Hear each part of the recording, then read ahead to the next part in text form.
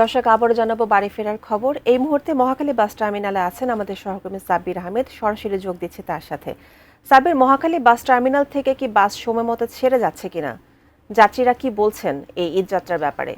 রুমিতা, শেষ মুহূর্তে আসলে এই মুহূর্তে মহাখালী বাস টার্মিনালে যাত্রীদের সংখ্যা একেবারেই কম বলা যায়, কারণ দেখতেই পাচ্ছেন যে আশপাশে যে চিত্র, সেই চিত্র দেখলেই বোঝা যায় যে এই মুহূর্তে আসলে যাত্রী সংখ্যা একেবারেই কম। কারণ এখানকার পরিবহন সংশ্লিষ্ট যারা রয়েছেন তারা যেটি বলছেন যে অন্যান্য সময় দেখা যায় যে ঈদ উল ফিতরের এই সময়টায়, অর্থাৎ শেষ দিনে যাত্রীদের প্রচুর চাপ থাকে, কিন্তু আজকে এই মুহূর্তে মহাখালী বাস টার্মিনালে কিন্তু তেমন একটা যাত্রীদের চাপ নেই। এ কারণে প্রচুর সংখ্যক বাস টার্মিনালে এই মুহূর্তে রয়েছে, কিন্তু যাত্রী সে পরিমাণ না থাকায় বাসগুলো কিন্তু ছেড়ে যাচ্ছে না। তাই যাত্রী বোঝাই করার পর তারপরেই আসলে মূলত বাসগুলো ছেড়ে যাচ্ছে। কোয়ালিটি সম্পন্ন আন্তর্জাতিক মানের steel bar CSRM, committed for better still.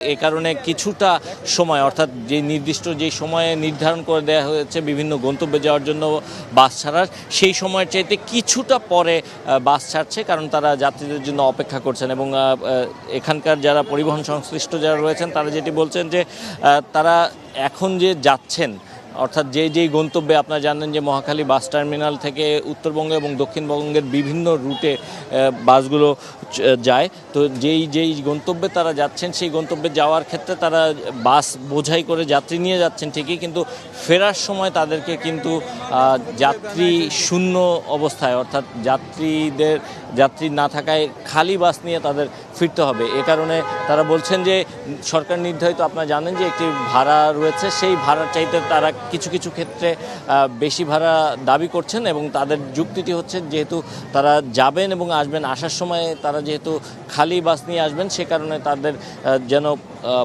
কোনো ক্ষতির সম্মুখীন হতে না হয়, সে কারণে তারা অনেক ক্ষেত্রে কিছুটা ভাড়া বেশি দাবি করছেন। তবে এ নিয়ে তেমন একটা অভিযোগ নেই যাত্রীদের মাঝে, কারণ তারা মূলত আসলে দ্রুততম সময়ের মধ্যে তারা তাদের যে নির্ধারিত গন্তব্য রয়েছে সেই গন্তব্যে যাওয়ার চেষ্টা করছেন। এবং যত দ্রুত বাস ছাড়বে তারা আশা করছেন যে তত দ্রুতই তারা তাদের যে গন্তব্য রয়েছে সেই গন্তব্যে পৌঁছাতে পারবেন।